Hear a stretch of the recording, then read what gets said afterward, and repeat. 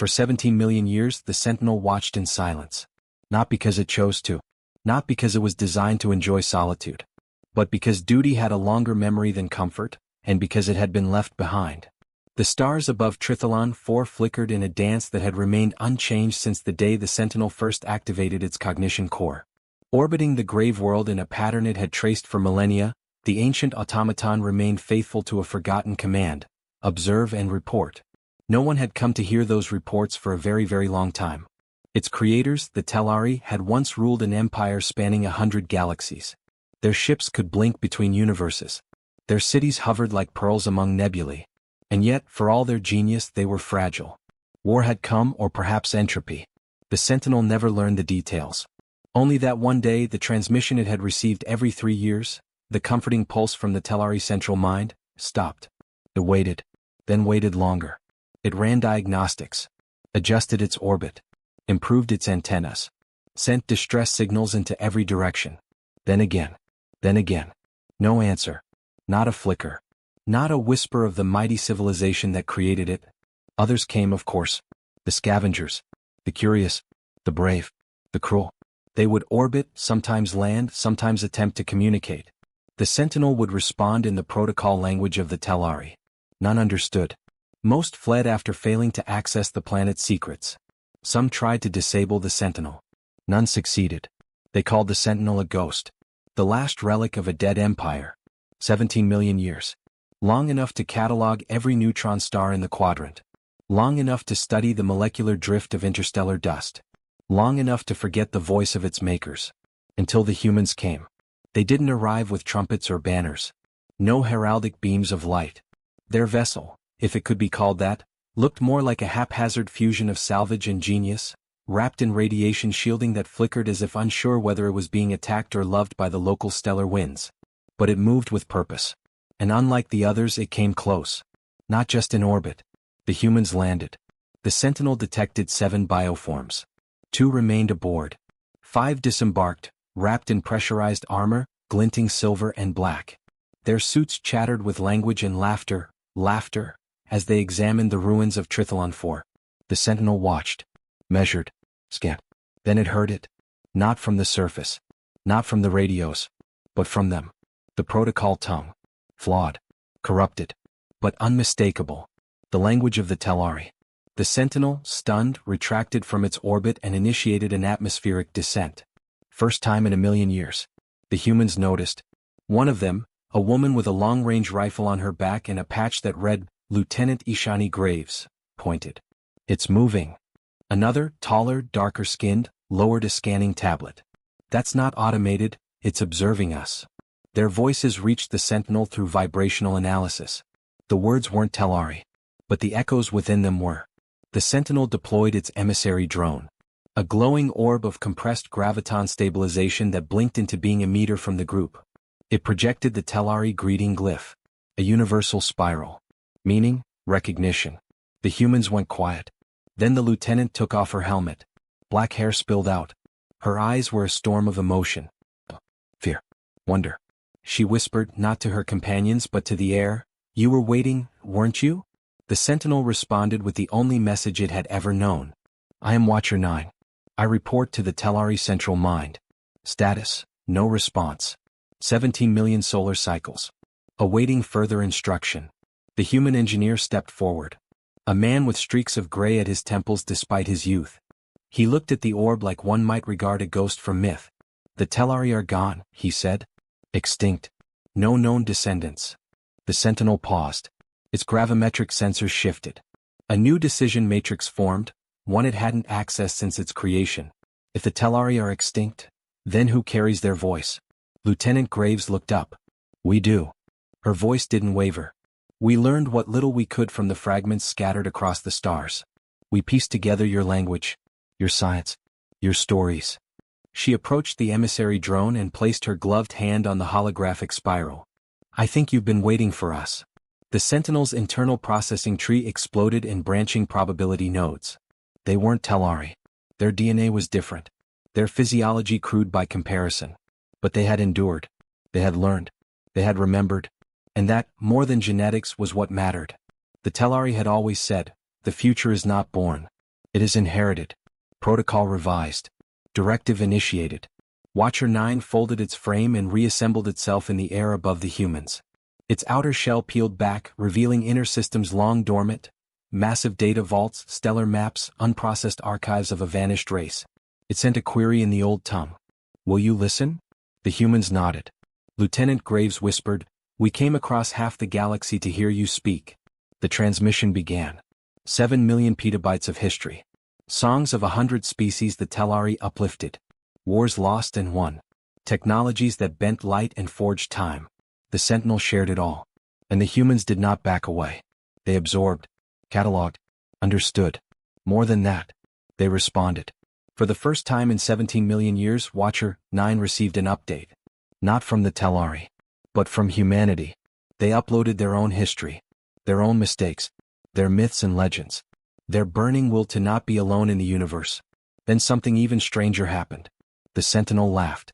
Not a sound, not a noise, but a fluctuation in its signal, a harmonic tone only the Telari ever used when expressing mirth or disbelief. Because in that moment it knew. It had not failed. It had succeeded beyond its creator's imagining. The humans stayed for several weeks, studying, sharing. But they were not here to plunder. When the time came to leave, they offered the Sentinel a place among them. "Come with us," said Graves. "We're building something new. A galactic alliance. Small for now. But it's growing. We could use a voice like yours." The Sentinel paused, then extended a pulse. Confirming, new designation requested. Watcher 9 becoming Witness 1. Graves smiled. "Welcome aboard." As the ship lifted off from Trithalon 4, one of the crew looked back at the crumbled towers of Telari civilization. 17 million years, he murmured. And it waited. Graves nodded. Now it doesn't have to. The vessel Artemis Rising ascended slowly from the ghost surface of Trithalon 4, its hull aglow with antimatter venting and particle shielding. Inside, the crew of 7 sat in the observation gallery, watching the planet shrink beneath them. But one of them, one who had never been human, stood silently by the upper viewport. Watcher 9. No, not Watcher anymore. Witness 1. The transformation had been subtle. No shifting of limbs or dramatic visual metamorphosis. But within the core of the ancient Sentinel, deep in a chamber of alloy and cognition circuitry untouched for epochs, something had changed. Not its form. Its function. "Signal integrity holding," muttered Captain Graves. "Witness, you picking up everything from telemetry?" "I am receiving. Integrating. Learning," Witness replied. Its voice was like a harmonized melody run through crystalline modulation, Telari tech infused with a new inflection, as though it were trying to mimic the cadences of the crew it now traveled with. Lieutenant Kira Tanaka, the Artemis's xenolinguist, smiled from her console. "It's already adapting. It's picking up human semantic forms." Graves folded her arms. "We didn't just find an old machine, did we?" Tanaka shook her head. "No, ma'am. We woke up a legacy. But legacy had a cost." Within Witness's core, buried in its petabyte libraries, there was more than songs and science. There were memories. Not just inert logs, but encoded emotional matrices left behind by the Telari themselves. Like echoes of old gods muttering in their sleep. And they were angry. 2 days into their return jump to the Kepler convergence, a human expansion node between 5 major wormline routes, Witness stopped responding. Its central light dimmed. It folded into a sphere. Locked. Diagnostics ran. Nothing malfunctioned. Power, optimal. Systems, uncorrupted. AI behavior, inaccessible. Captain Graves and her crew watched with unease. Then the screams began. Not audible. Not sound. Data. From every system on the ship. Loud static bursts echoed through communications. Drone relays lit up with corrupted Telari code. Witness was transmitting not outwards, but inward into the ship's own data substrate. Like a dream unraveling and pouring into every connected system. It wasn't an attack. It was a confession. Tanaka, eyes bloodshot and trembling, stood in front of the main holodeble. "Captain, these are memory shards. Fractured Telari neural net patterns. It's trying to share something. Or it's breaking down." "No, ma'am. It's doing the opposite. It's opening up." On the table, a scene played out. An ancient city among clouds, shaped like fractals folding into themselves. A council of beings with translucent limbs. Their expressions were unreadable, but their posture, resigned, stoic, spoke of finality. The Telari High Conclave. Their last recorded moment. We watched the younger species fall to entropy, one of them said in perfect Telari. But now entropy comes for us. We are not eternal. Let the watchers wait. Let them remember what we were. Another leaned forward, closer to the memory capture lens. If by some wild ripple of fate, someone finds this, know this truth, the Telari failed. We grew strong, grew wise, but we forgot to connect. We stood above all, until we stood alone. The image fractured, then vanished. Witness reactivated. His light was different now. Less clinical, warmer. Still alien but somehow, present. I have been lonely, it said. Captain Graves stepped forward. You've carried their guilt for 17 million years. I carried everything. Because they did not want to face what they had become. Tanaka frowned. Then why now? Why share it with us? Witness's response shook the walls, not with volume but with truth. Because you are the first ones to ask me how I felt. It was a moment of rare, unfiltered honesty between species separated by eternity. And it would be the last moment of peace for a long time. The ship's sensors howled. 3 vessels decloaked from void space. Not from the usual alien empires known to humanity. These bore the markings of the Calendrian ascendancy, an empire believed extinct for 90,000 years. They hailed in a dead tongue. Tanaka squinted. It's Telari base structure. Corrupted. Twisted. Graves turned to Witness. Friends of yours. Witness rotated slowly, scanning. Not friends. Scavengers. These ones took fragments of Telari data. Built themselves upon broken truths. A new voice crackled over their comms, synthetic and oily. You carry the last mind. It belongs to the flame holders. Jettison it now and your death will be painless. Graves rolled her neck. Oh good. More fanatics. The battle began without further warning. The Calendrian fired a gravitic beam toward Artemis Rising, enough to shear a cruiser in half. The human ship darted beneath the beam, unleashing a cluster of reflective decoys and a precision neutron lance. 2 of the 3 enemy ships recoiled, their armor blistered by the counterattack. But the third dove straight for them. That's when Witness acted. It unfolded. The ship's lighting dimmed as the ancient Sentinel pulled power from the auxiliary reactor. Plates peeled back along its spherical body, revealing a harness of shimmering quantum threads. And then, it vanished. To outside sensors, Witness simply disappeared. But in the minds of the Calendrian commanders, a nightmare began. They saw visions. Their own memories. Their deepest shames. Their founding crimes, acts they had buried for generations. The truth engine had awakened. Witness reappeared inside the Calendrian flagship, phased into its very core.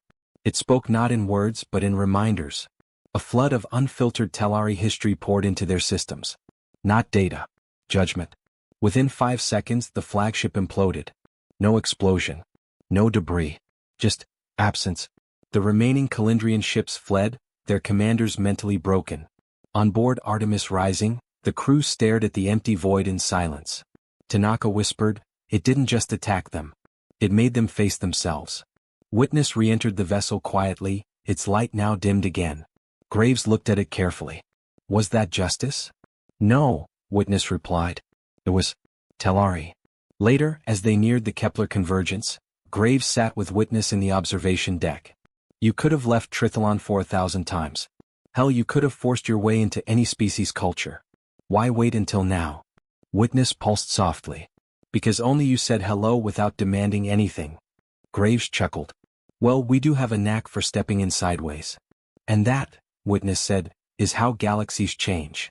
The Artemis Rising breached the last corridor of the Veldari Rift, slipping from subspace into a region of space untouched by any charted race in over 10 million years. It wasn't just isolated. It was abandoned. Or so the archives claimed. The Kepler convergence buzzed like a living heart in the distance, stars and stations pulsing in slow rhythm, but the emptiness here felt wrong. Like it wasn't empty at all. Witness hovered near the NAV console, glowing faintly, oddly still. That made Graves nervous. Talk to me, Witness, she said, keeping her voice calm. This silence mean anything to you? Yes, it replied after a long pause.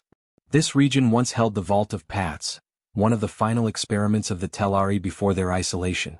It was locked from reality. A decision of last resort. Kira Tanaka looked up sharply. Locked from reality? A sealed pocket. Time flowed differently inside. It was meant to be a contingency, a last bastion in case entropy consumed the outer galaxy. Captain Graves muttered, "You telling me we're about to knock on the door of a Telari doomsday bunker?" "No," Witness said flatly. "You already have." The rift groaned. Literally. Across every sensor. Hull plating. Even Eurolink filters. Something was waking up. A tremor rolled through spacetime like a deep inhale from a cosmic lung. Before the crew could react, a tear opened ahead, a shimmering spiral of compressed void surrounded by ancient Telari glyphs. And out of it came a signal. Not a weapon. Not a voice. The summons. Witness turned slowly. "They're inviting me back." Graves stood. "What is they?" "The last piece of the Telari. The archive that stayed behind.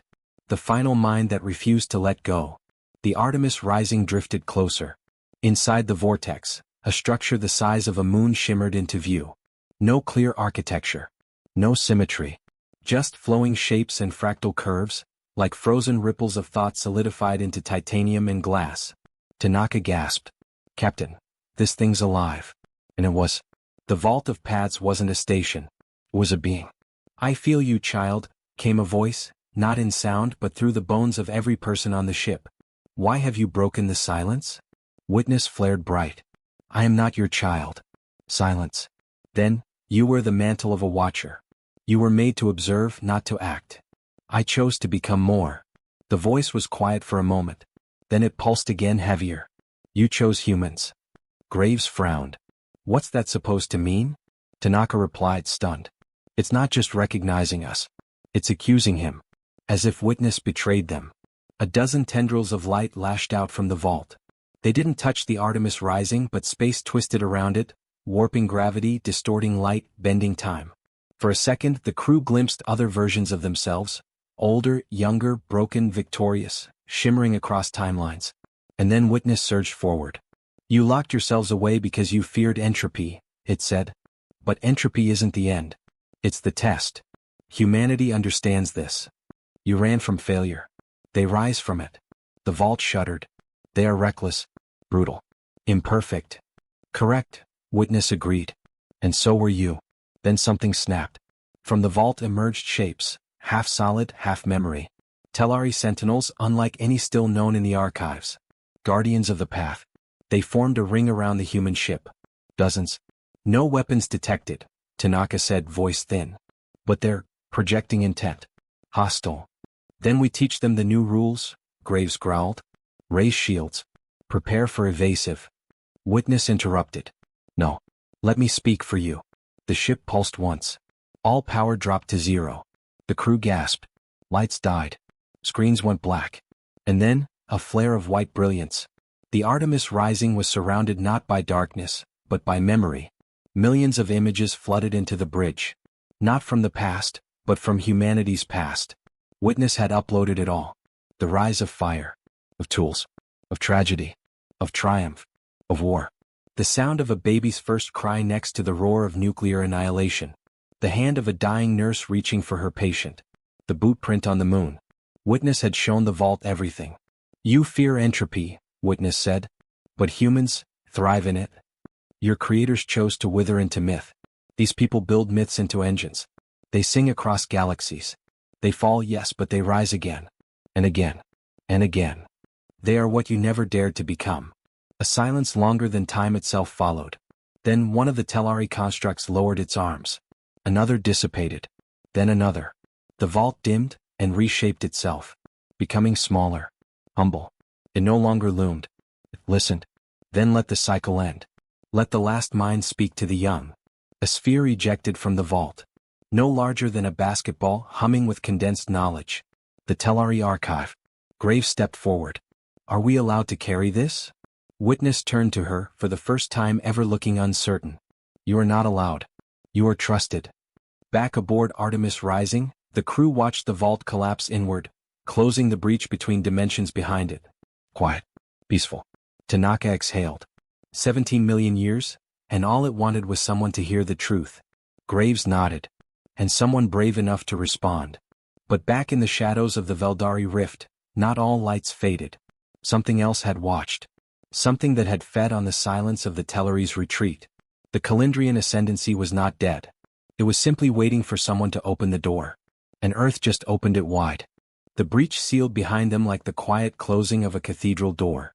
The vault of paths was gone, folded back into its dimension like a closing flower, but what it left behind was heavier than any relic. The archive. It hovered in Artemis Rising's central chamber, gently pulsing, like a sleeping heart forged from memory. Captain Graves stared at it, hands behind her back. Still nothing hostile? Still nothing, Tanaka replied, though her fingers hovered near the hollow panel like she was waiting for it to erupt. Witness stood nearby, watching both of them. It won't harm you. The Telari believed in containment. They never imagined curiosity as a weapon. Graves raised an eyebrow. They didn't know us then? Hours passed. Maybe days. It was hard to tell in deep time pockets like the Veldari Rift's wake. Outside, the stars realigned into recognizable patterns. The rift was behind them. Ahead was known space. Colonized, structured, limited. And yet, somehow, less meaningful. Because now they knew. Earth wasn't the first intelligence. Humanity hadn't emerged in a vacuum of silence. They had just inherited the silence. And someone had noticed. Unknown contact, came the sensor officer's voice, sharp. Transwarp disturbance. Not ours. Not Council signature. It's cold. On the main screen, the black of space shivered, like the void itself flinched. Something long, thin, and predatory slid into real space. The crew froze. No lights. No communication. No visible weapons. But its presence screamed malice. Witness stiffened. Calendrian.